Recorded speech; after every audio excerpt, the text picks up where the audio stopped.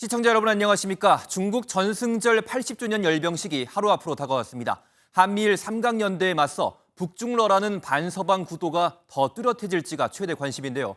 어제 전용 열차를 타고 출발한 김정은 북한 국무위원장은 오늘 베이징에 도착할 예정입니다.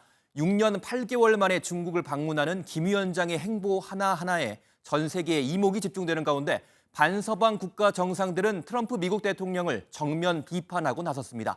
오늘 굿모닝 MBN 첫 소식은 이상엽 기자가 준비했습니다. 조선중앙통신은 김정은 북한 국무위원장이 중국 전승절 80주년 기념 행사에 참석하기 위해 어제 전용 열차를 타고 출발했다고 전했습니다. 최선희 외무상 등이 김 위원장을 수행하지만 배우자인 리설주와 딸 김주애의 동행 여부는 알려지지 않았습니다. 조선중앙통신은 이례적으로 최고 지도자의 해외 방문을 출발 직후 공개했습니다. 북한 매체들은 통상 보안과 경호 등의 이유로 김 위원장의 일정을 곧바로 전하진 않습니다.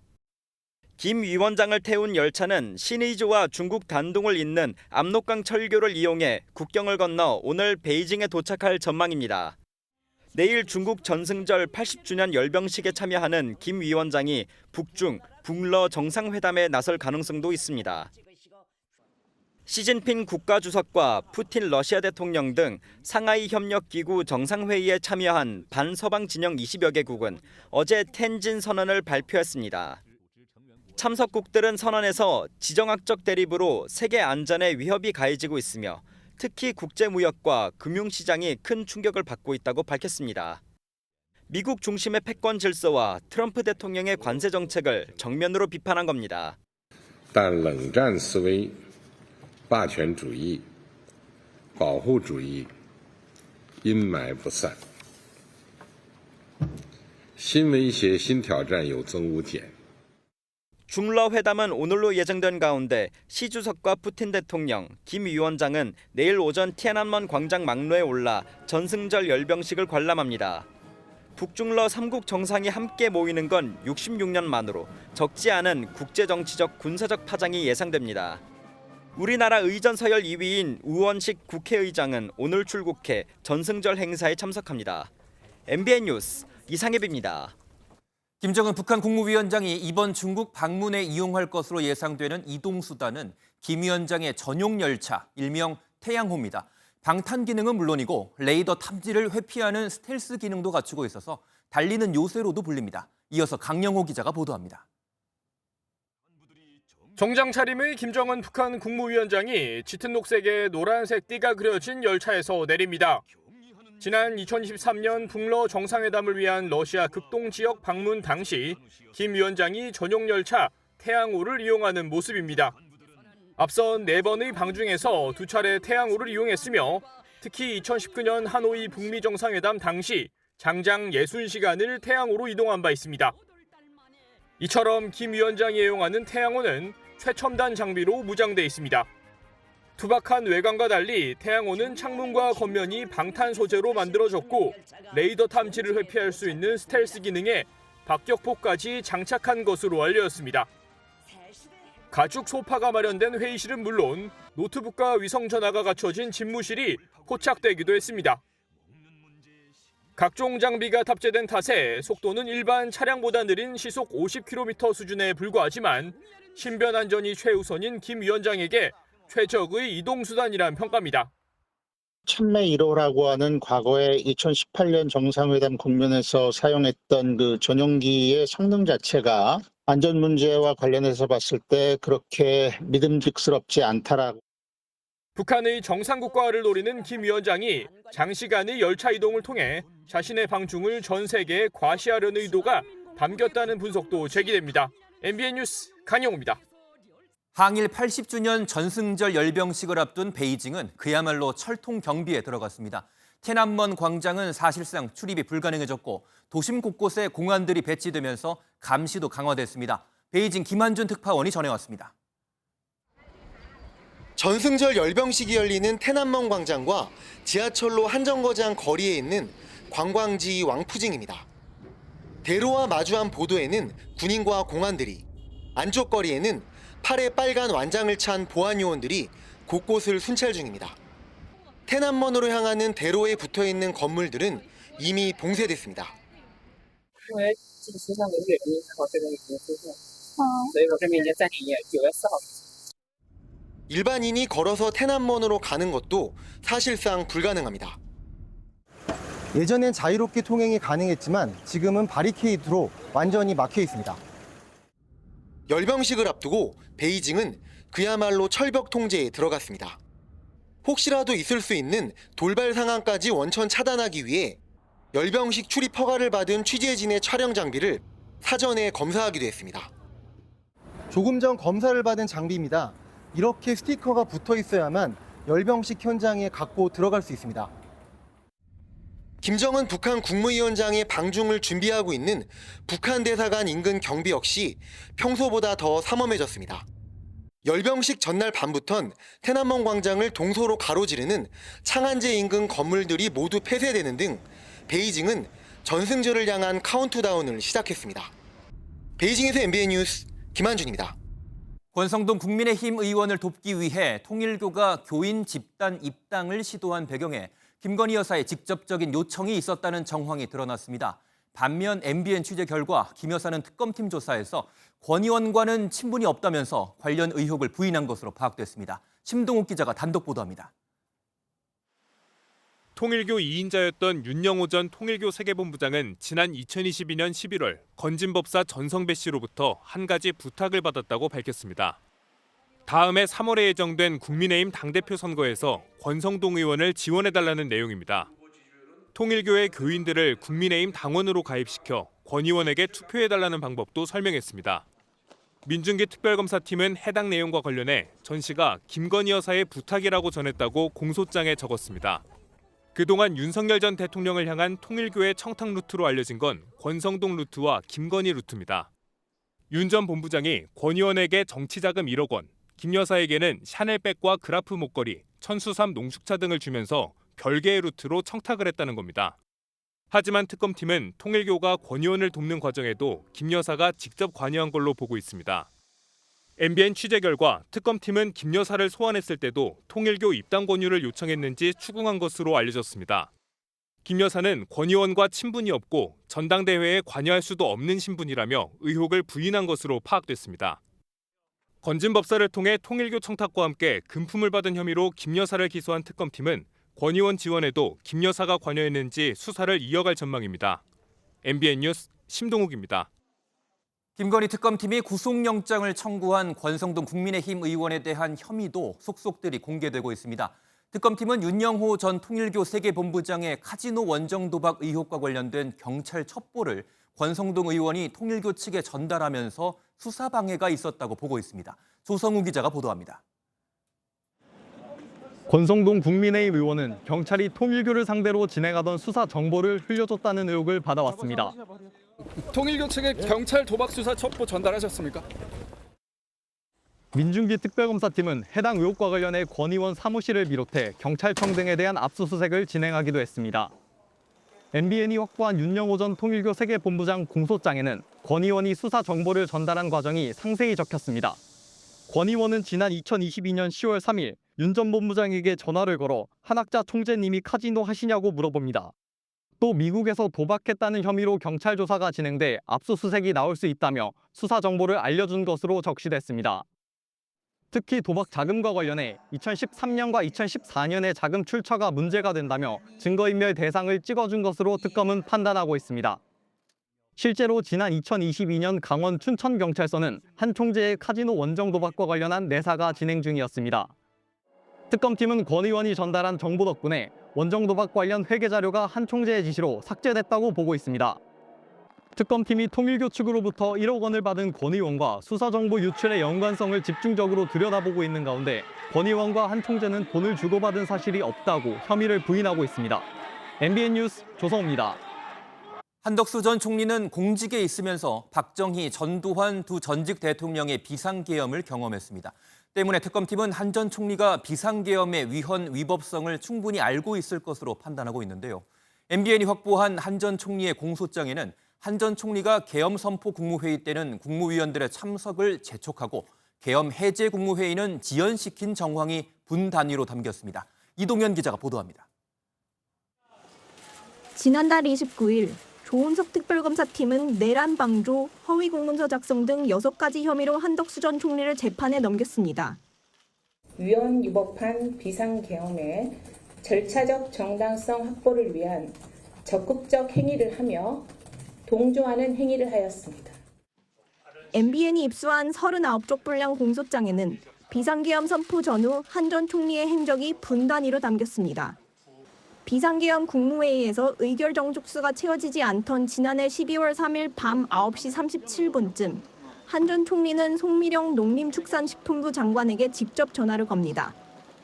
한 전 총리는 오고 계시죠? 빨리 오세요라고 재촉했다고 공소장에 적혔습니다. 반면 다음 날 새벽 국회에서 계엄 해제 요구안이 가결된 뒤에는 한 전 총리가 국무회의를 늦추려 한 정황도 담겼습니다. 방기선 당시 국무조정실장이 지금 해결할 수 있는 것은 총리님밖에 없다며 계엄 해제 국무회의 소집을 건의했는데도 한 전 총리는 조금 한번 기다려보자며 국무회의 심의를 지연시켰다는 겁니다. 앞서 법원은 한 전 총리가 이런 행위들을 했다는 점을 인정했지만 내란 우두머리 방조 혐의를 적용할 수 있는지에 대해서는 다툼의 여지가 있다고 판단해 구속영장 청구를 기각했습니다. MBN 뉴스 이동현입니다. 12.3 비상계엄 당일 이상민 전 행정안전부 장관의 언론사 단전 단수 지시가 일선 소방서까지 전파되는 데 걸린 시간은 불과 7분 정도였던 것으로 확인됐습니다. 이 전 장관은 언론사 차단뿐 아니라 국회 봉쇄 과정에도 직접 관여한 정황이 드러났습니다. 박혜빈 기자가 보도합니다. 이상민 전 행정안전부 장관의 공소장에 따르면 이 전 장관이 처음 언론사 단전 단수 지시를 내린 시각은 계엄 당일인 지난해 12월 3일 밤 11시 37분입니다. 자정 무렵 경찰이 언론사 5곳에 투입될 것으로 예상하고 허석곤 소방청장에게 전화를 걸어 단전 단수 협조 요청이 오면 즉각 지원하라고 지시했습니다. 허 청장은 곧바로 이영팔 소방청 차장에게 전달했고 11시 40분쯤 이 차장은 황기석 당시 서울소방재난본부장에게 전화합니다. 황 전 본부장은 다시 서울소방재난본부 당직관에게 연락했고 11시 44분 당직관은 각 소방서에 비상계엄 선포에 따른 출동 대비태세 철저 알림이라는 제목의 공문을 발송하게 됩니다. 이 전 장관의 지시가 소방청장을 거쳐 일선 소방서 공문으로 내려가는 데는 불과 7분밖에 걸리지 않았습니다. 조은석 특별검사팀은 이 전 장관이 언론사 차단뿐 아니라 국회 봉쇄에도 개입했다고 공소장에 적었습니다. 단전 단수 지시가 내려가던 시각 이 전 장관이 조지우 경찰청장과 통화하며 국회 통제 상황을 확인하자 조 청장은 곧바로 서울경찰청에 2차 국회 전면 통제 조치를 지시했다는 겁니다. 또 특검팀은 이 전 장관이 계엄 당일 오전 김용현 당시 국방부 장관과 통화한 직후 저녁 만찬 일정을 취소한 사실을 근거로 이 전 장관이 계엄 선포 계획을 미리 알고 있었을 가능성에도 무게를 두고 있습니다. MBN 뉴스 박혜빈입니다. 국회 법제사법위원회 소속 민주당 의원 등이 어제 서울구치소를 방문해 윤석열 전 대통령이 특검 체포에 불응한 영상이 담긴 CCTV를 열람했습니다. 윤 전 대통령 측은 망신을 주려는 위법한 행태라고 반발했습니다. 장가희 기자가 보도합니다. 김건희 국정농단 특검은 지난달 1일과 7일 두 차례에 걸쳐 윤석열 전 대통령 체포영장 집행을 시도했습니다. 하지만 윤 전 대통령이 완강히 거부하며 불발됐습니다.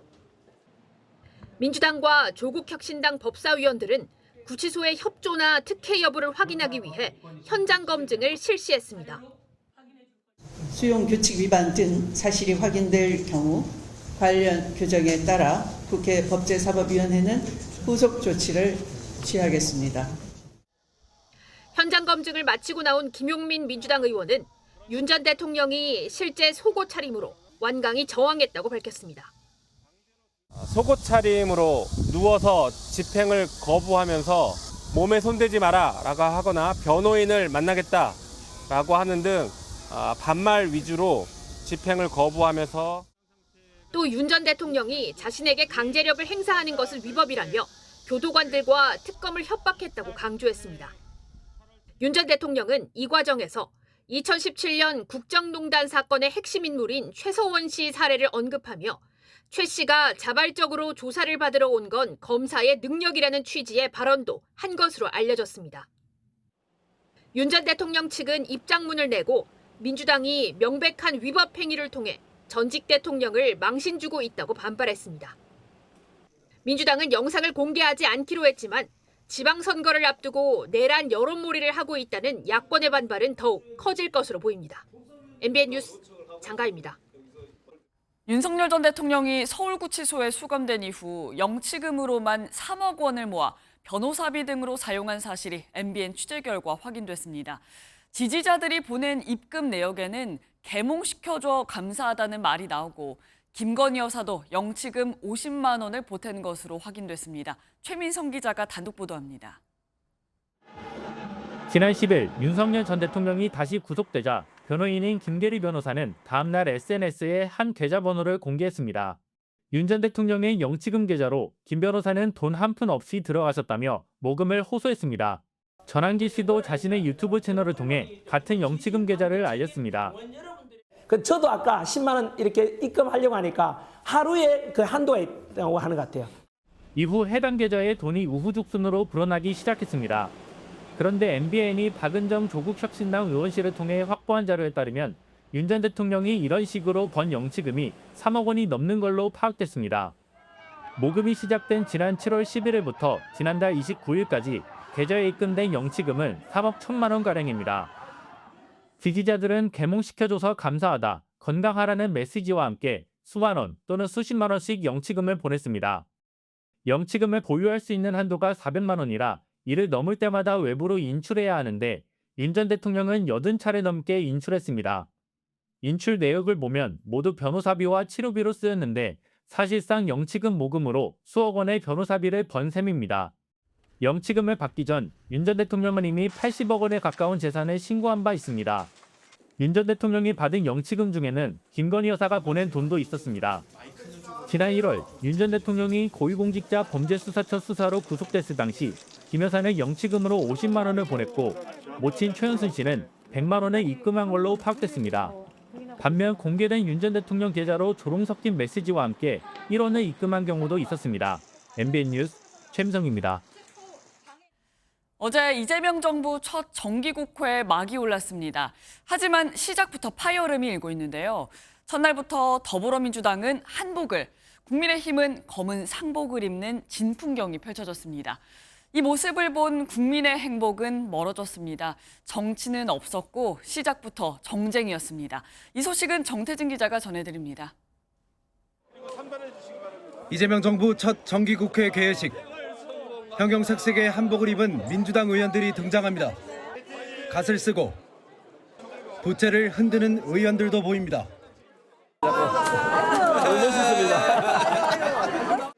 인기 영화 K-팝 데몬 헌터스의 캐릭터 사자 보이스를 연상시키는 옷차림도 눈에 띕니다.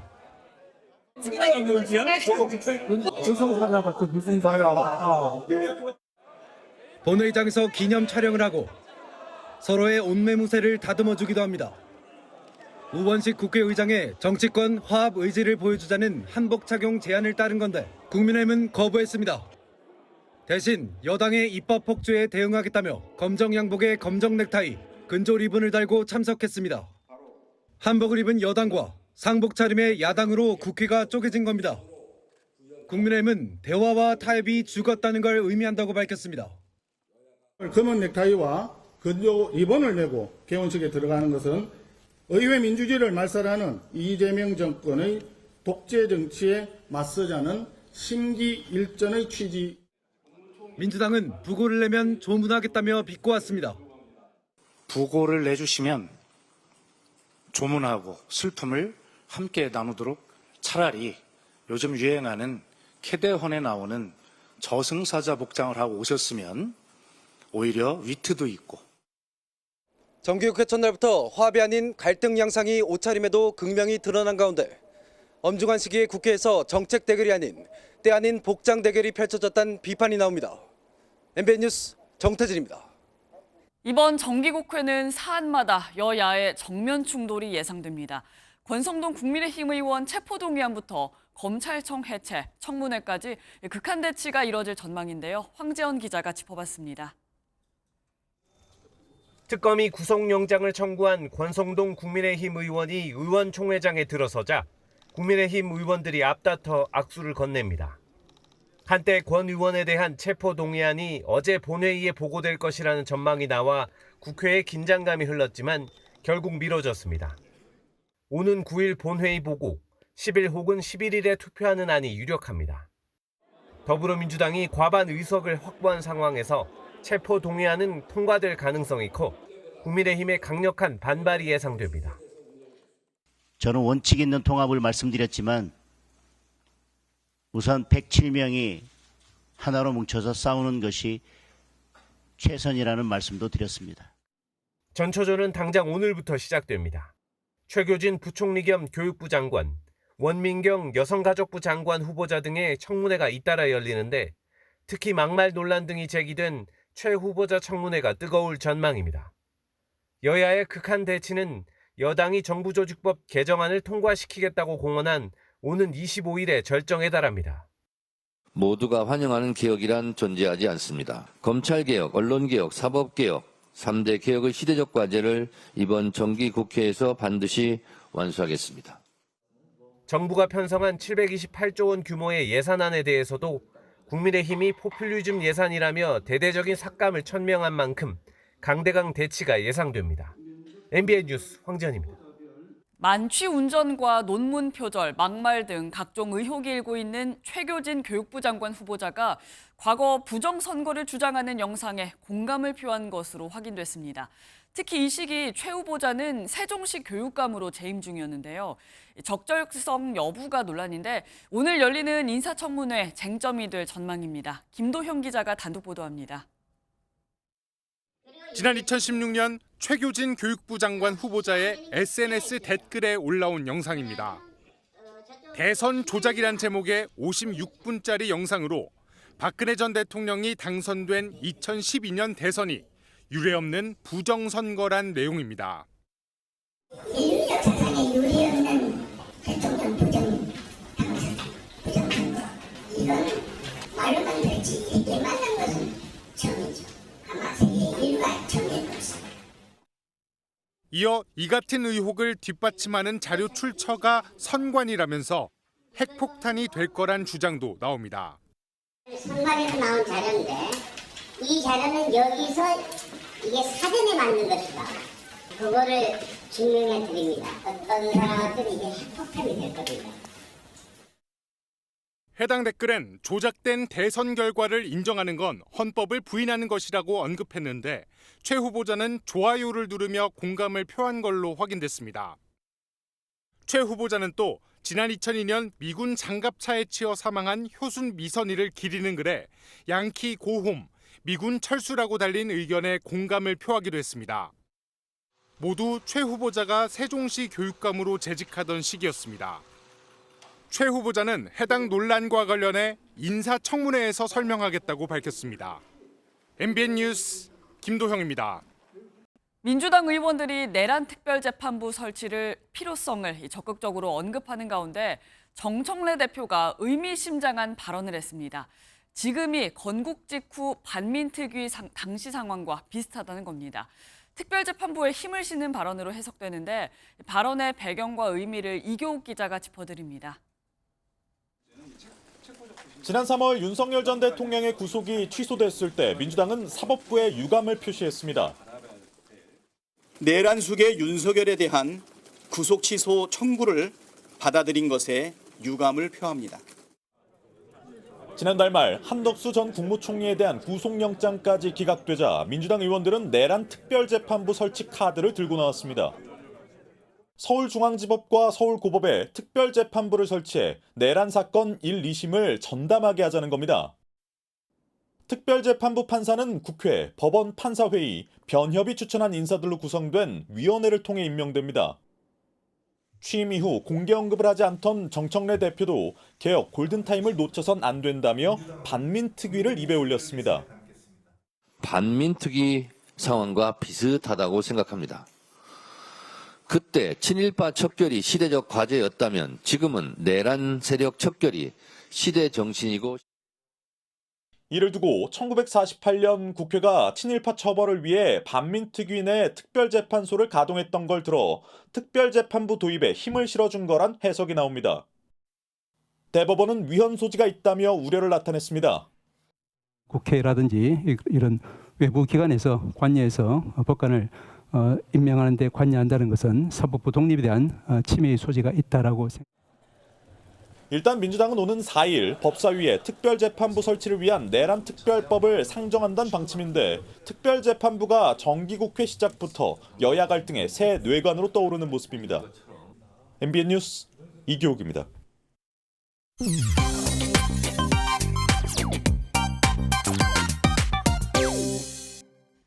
휴가철마다 불거지는 바가지 논란, 사실 하루 이틀 일은 아니죠.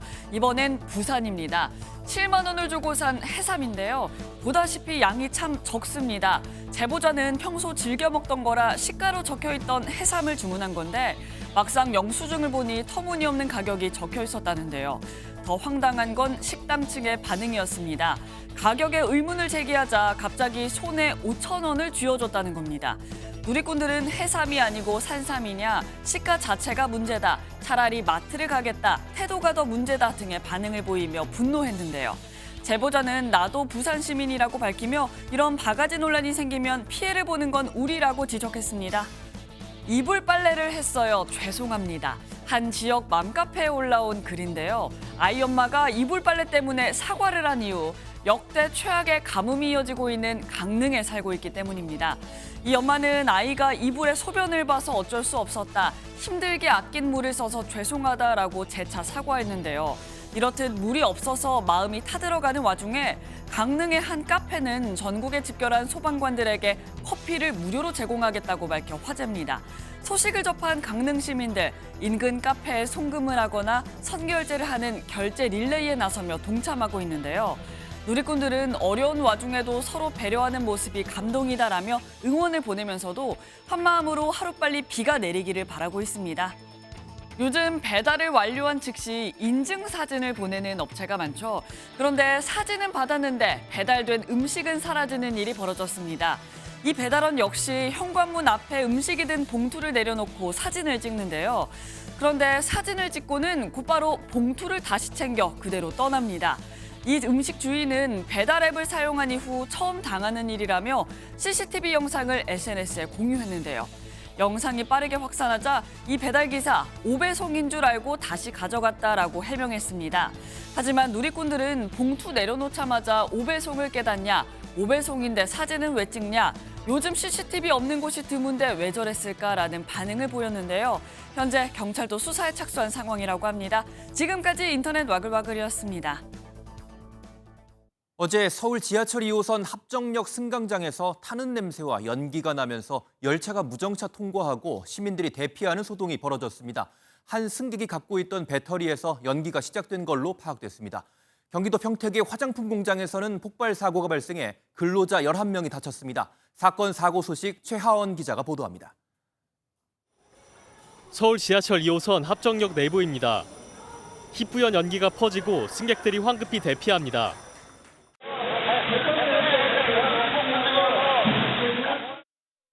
어제 오후 4시 15분쯤 2호선 합정역 내부에서 연기가 난다는 신고가 접수됐습니다. 연기는 순식간에 퍼지며 합정역을 지나는 2호선, 6호선 양방향 열차가 무정차 통과했습니다. 다행히 인명피해는 없었고 화재로 번지진 않았습니다. 승강장에 있던 승객이 소지하고 있던 배터리에서 처음 연기가 발생한 것으로 전해졌습니다. 경찰과 소방당국은 정확한 사고 경위를 조사할 예정입니다. 공장의 한 스팀 기계가 완전히 찌그러진 모습입니다. 어제 오후 3시 10분쯤 경기도 평택시 모곡동의 한 화장품 공장에서 폭발 사고가 발생했습니다. 이 사고로 포장 작업을 하던 근로자 11명이 화상 등을 입어 병원으로 이송됐지만 생명에 지장은 없는 것으로 전해졌습니다. 경찰은 제조 공정상의 스팀 기계가 알 수 없는 이유로 폭발한 것으로 보고 있습니다. 국과수와 경찰은 오늘 오전 구체적인 경위 파악을 위한 합동 감식을 진행합니다. MBN 뉴스 최하원입니다. 일본 도쿄의 한 주택가에서 40대 한국인 여성이 흉기에 찔려 사망했습니다. 살해 혐의를 받는 30대 한국인 남성은 하네다 공항에서 검거됐는데 피해 여성을 만나기 위해 사흘 전에 일본에 입국한 것으로 확인됐습니다. 보도에 조희로 기자입니다. 일본 도쿄의 한 주택가. 현지 경찰관들이 분주하게 살인사건 현장을 오갑니다. 모자와 마스크를 쓴 감식반은 사건 현장을 꼼꼼하게 살핍니다. 어제 오후 1시 30분쯤 일본 도쿄 세타가야구 주택가에서 40대 한국인 여성이 흉기에 목을 찔린 채 발견됐습니다. 이 여성은 병원으로 이송됐지만 결국 사망했습니다. 일본 경찰은 이 여성을 살해한 것으로 보이는 30대 한국인 남성 용의자를 사건 장소에서 13km 떨어진 도쿄 하네다 공항에서 검거했다고 밝혔습니다. 일본 마이니치 신문은 한국에 거주하는 남성은 해당 여성을 만나기 위해 사흘 전 일본에 온 것으로 알려졌다고 보도했습니다.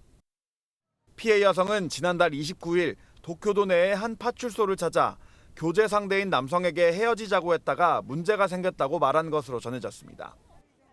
현지 언론은 여성은 업무차 사건 현장 근처 건물을 찾았고 남성은 여성의 교제 상대라는 정보가 있다고 밝혔습니다. 일본 경찰은 교제 살인 가능성을 열어두고 피해 여성의 사망 전 발언과 사건의 관련성을 수사하고 있습니다. MBN 뉴스 조희로입니다.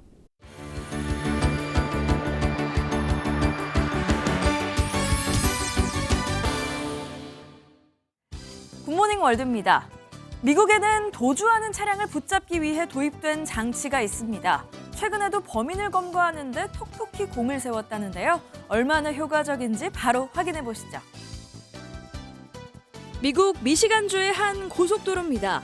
빠른 속도로 도주하는 흰색 도난 차량을 경찰이 바짝 추격합니다. 그런데 도주 차량 뒷바퀴에 하얀 밧줄이 묶여 있는데요. 차량이 더 이상 도망가지 못하게 경찰이 그래플러라는 장비를 뒷바퀴에 건 겁니다. 하지만 잠시 주춤하다 아랑곳하지 않고 다시 달아나려는 차량. 결국 밧줄에 묶인 차량 뒷부분이 통째로 떨어져 나가는 결말을 맞이합니다. 미국은 2018년부터 도주 차량 검거에 이 장비를 이용하고 있다네요. 미국의 또 다른 지역에선 경비행기 사고가 났는데요. 골든아워를 지킨 덕분에 무사히 생명을 구했다고 하네요. 경비행기 한 대가 바다에 비상 착륙했습니다. 미국 노스캐롤라이나 오크아일랜드 근처에서 엔진 결함으로 경비행기가 불시착한 건데요. 사고 몇 분 만에 구조대원들이 현장에 도착해 조종석에 갇힌 한 남성을 끌어냅니다. 신속한 구조 활동 덕분에 조종사는 다행히 생명을 구할 수 있었는데요. 구조대원들은 비행기 객실 뒤쪽에 작은 공기 주머니, 에어포켓이 있어서 조종사가 살 수 있었다고 설명했습니다. 골든아워를 놓치지 않은 덕분에 더 큰 사고를 막을 수 있었네요. 흔히 신라의 미소라고 불리는 경주의 얼굴무늬 수막새 다들 기억하시죠? 이 보물을 떠올리게 하는 유물이 스코틀랜드에서도 발견됐다고 합니다. 한 소녀가 사람 얼굴 모양의 조각을 들고 포즈를 취하고 있습니다. 둥글둥글한 얼굴에 은은하게 미소 지은 모습이 어딘가 익숙한데요. 스코틀랜드의 한 유적지에서 발굴 작업에 참여한 학생이 발견한 겁니다. 고고학자들은 이 조각이 오랜 침식과 풍화작용으로 만들어진 붉은 사암으로 이루어져 있다고 설명했는데요. 인근의 고대 교회 유적지에서 온 걸로 추측되고 있지만 언제 만들어졌고 어떤 용도로 쓰였는진 아직 미스터리로 남아있다네요. 지금까지 굿모닝 월드였습니다. 960만 명이 넘는 회원을 보유한 롯데카드가 해킹 공격을 당했습니다. 롯데카드는 아직 개인정보 유출은 확인되지 않았다고 밝혔지만 주요 정보 유출 여부에 따라 금융 피해로 이어질 수 있다는 우려가 나오고 있습니다. 정설민 기자가 보도합니다. 롯데카드 홈페이지입니다. 온라인 결제 시스템에서 외부 해커의 침투 흔적이 발견돼 조사 중이라는 공지가 뜹니다. 롯데카드가 해킹 공격을 발견한 건 지난달 26일.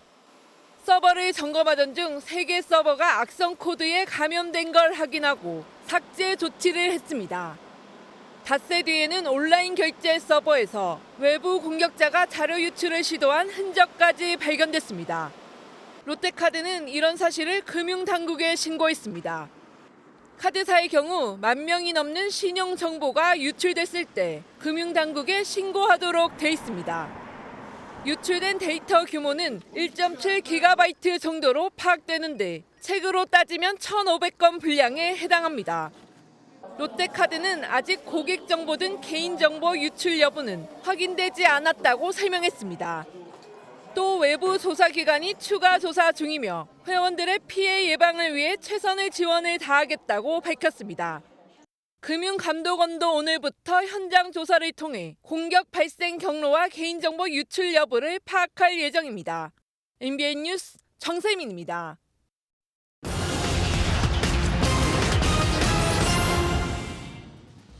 민생회복 소비 쿠폰이 가장 많이 사용된 곳은 한식당인 것으로 나타났습니다. NH농협은행이 1,634만 명의 카드 결제 데이터를 분석한 결과 소비 금액 비중별로 한식당이 19.4%로 1위를 차지했고 슈퍼마켓과 편의점, 기타 음식점, 정육점 순으로 이어졌습니다. 업종별 소비 증가율은 안경점이 전달 대비 72.1% 들어 가장 높았고 정육점과 미용실 순으로 나타났습니다. 다음 달 추석 연휴를 앞두고 전국 지자체들이 대형마트와 기업형 슈퍼마켓의 의무 휴업일을 줄줄이 추석 당일로 변경하고 있습니다. 종로구와 서초구 등 서울과 경기, 고양과 과천, 광명 등 수도권, 충남과 경북에서도 같은 방식으로 휴업일을 조정하고 있습니다. 이 같은 조치는 명절 연휴 기간 근로자의 휴식권을 보장하면서도 연휴 중 고객들의 장보기 불편을 줄이기 위한 취지로 풀이됩니다. 이른바 15% 룰에 걸린 대체거래소 넥스트레이드가 일부 종목의 거래를 중지하면서 일일 거래량이 대폭 감소한 것으로 나타났습니다. 지난달 20일부터 31일 사이 넥스트레이드의 하루 평균 거래량은 1억 5,994만 주로 8월 중순까지와 비교해 18%가량 줄었습니다. 현행법상 대체거래소는 최근 6개월간의 하루 평균 거래량이 시장 전체 거래량의 15%를 초과하면 안 된다고 규정하고 있는데 이번 조치로 일부 위험이 해소된 것으로 보입니다. 지금까지 오늘의 굿모닝 경제였습니다. 전국에 비가 쏟아졌지만 야속하게도 극심한 가뭄이 이어지고 있는 강릉은 비가 내리지 않았습니다. 저수율은 매일 역대 최저치를 기록하고 있는데 마땅한 대책은 마련하지 못하고 있습니다.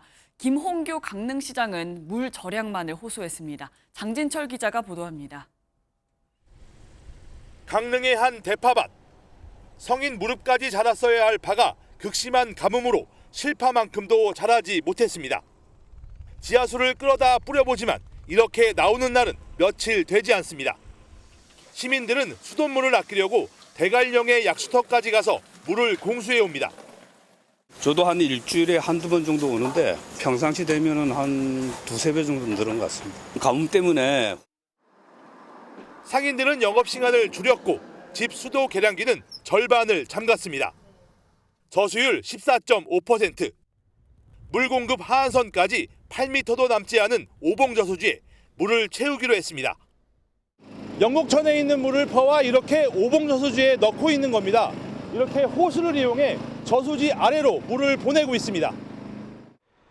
15톤 살수차 400대를 투입해 하루 15,000톤씩 물을 채워보지만 3주 후면 저수지는 완전히 바닥을 드러낼 것으로 전망됩니다. 이재명 대통령에게 강한 질책을 받은 강릉시가 두 번째 가뭄 대책을 발표했습니다. 달라진 건 없습니다. 강력 조치를 하지 않는 이유는 물이 물론 다 떨어지고 난 다음에 아쉬워하면 안 되겠지만 한동안 견딜 수 있는 절수 효과가 계속 나타나고 있기 때문에 집집마다 계량기를 75%까지 잠가달라고 요청했습니다. 저수율이 10% 미만이 되면 시간제 또는 격일제 급수 공급을 검토하기로 했습니다. 이번 주에도 강릉에 비 소식은 없습니다. MBN 뉴스 장진철입니다. 이번 달 개막하는 부산국제영화제가 올해 30주년을 맞아 역대 최대 규모로 다양한 작품을 선보입니다. 우리나라 대표 철학자 김우창의 일상을 담은 국내 최초 인문학 다큐멘터리 등 극장에서 영화를 보지 않는 시대에 영화제에서만 제공할 수 있는 영화적 체험을 극대화할 예정입니다. 심가현 기자입니다.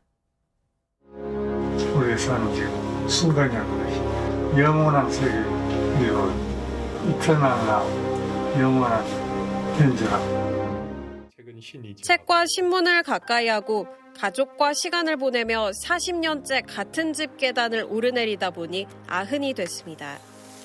제작 기간만 21년. 인생의 황혼역을 맞은 인문학자의 삶을 담은 기이한 생각의 바다에서가 부산국제영화제 경쟁 부문에 진출합니다. 우리가 사는 세계라는 건 되게 생각이 없는 세계죠. 일생 환경을 구성하는 여러 요인들을 생각하기 시작하면은 기이한 것들이 많죠. 17일부터 열흘간 열리는 부산국제영화제는 올해 30주년을 맞아 역대 가장 다채로운 작품 세계를 선보입니다. 개막작인 박찬욱 감독의 어쩔 수가 없다를 시작으로 공식 초청작만 241편, 지난해보다 17편 늘어나 역대 최대 규모입니다. 한국영화 위기 극복과 제도약을 기원한 과언이 된다고 생각하실지 모르겠습니다만 저희로서는 기념비적이고 역대 최고라고 말씀. 마르코 벨로키오부터 션 베이커, 줄리엣 비노시 등 세계적인 배우와 거장도 대거 방문할 예정입니다. OTT의 인기로 커져가는 영화계 위기를 돌파할 기념비적인 축제가 될 수 있을지 세계의 눈이 부산으로 향하고 있습니다. MBN 뉴스 심가현입니다. 비구름이 차츰 남동진하면서 서울 등 수도권의 비는 모두 그쳤습니다. 오전까지는 충청권에, 저녁까지는 남부지방에 산발적으로 비가 오는 곳이 있겠습니다. 그 사이 남부와 제주에는 많게는 60mm의 비가 더 내리겠습니다. 충청과 강원도에도 최고 20, 다만 바짝 메마른 강원 동해안으로는 5mm 미만으로 비의 양이 매우 적겠습니다. 한편 남부지방으로는 폭염특보가 계속되고 있습니다. 오늘도 이 특보 지역을 중심으로는 한낮 체감온도 33도 안팎의 무더위가 이어지겠습니다. 오늘 출근길에는 중부 내륙과 남해안에 따라서 안개가 짙게 끼겠습니다. 길이 미끄러운 데다가 안개까지 짙어서 교통안전에 유의하셔야겠습니다. 현재 기온을 보시면 서울이 22도로 나흘 만에 열대야에서 벗어났습니다. 한낮에는 기온이 크게 올라 덥겠는데요. 서울과 춘천 32도, 대전 30도, 부산 32도까지 오르겠습니다. 당분간 늦더위 속에 비나 소나기가 자주 지날 전망입니다. 날씨였습니다.